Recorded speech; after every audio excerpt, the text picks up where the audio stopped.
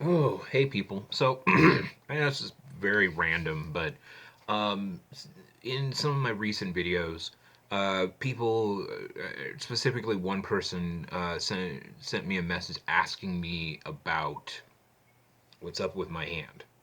Um, Let me see if I can turn on the light here, give it a little bit better. All of these marks on my hands. Um, yeah. The thing is, I'm a cook. And where I'm working at now, and that's going to be changing soon.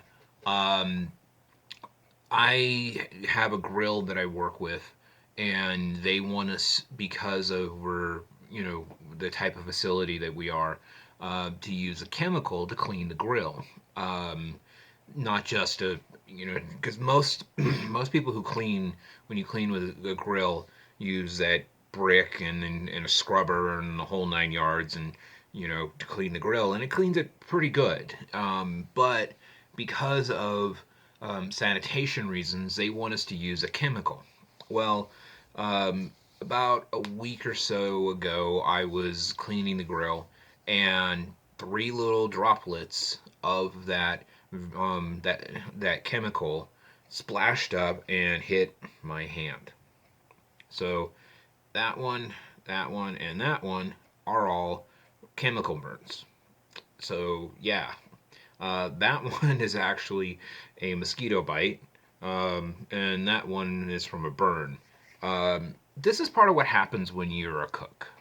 You're going to get cuts and burns and scrapes, and I mean, I've done things that I have hurt my hands and my arms in ways that most people would just freak out by.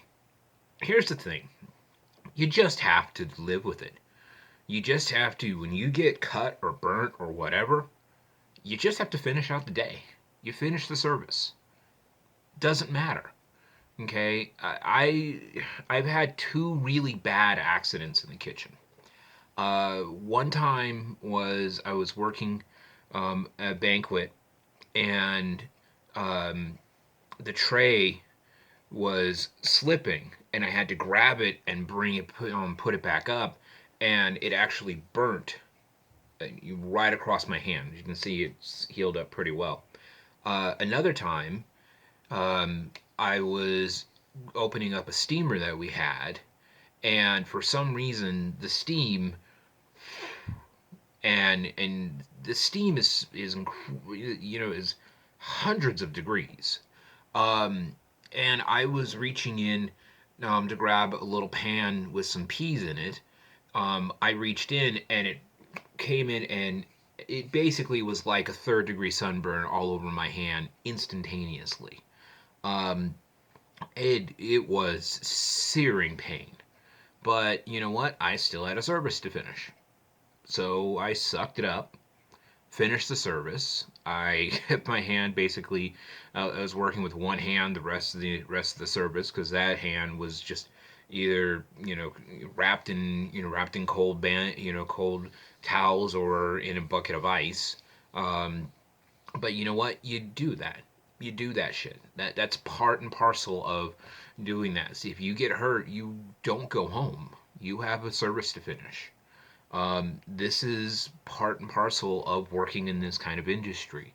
If the only time that you do anything like that, you would leave the service, is if you are at a point where you're bleeding out and you can't stop the bleeding, you are passed out, throwing up, or you break a bone. That's it.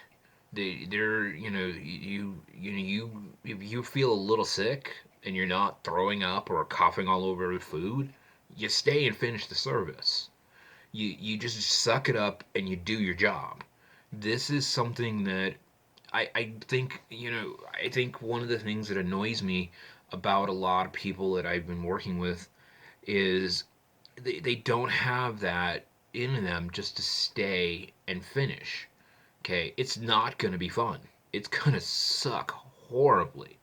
But you have a job to do, and your job is to put that food in front of those people and make them happy. If you don't want to do that, go do construction. Go do something that is not going to involve making people happy. That is ultimately, when it comes down to doing things like cooking, that's what your job is. Your job is to make people happy. So if I've got to suffer with some burns or some cuts or something, oh well, that's life. So, yeah, uh, I know, kind of stupid and random and short, but that's it for now. Be well and safe.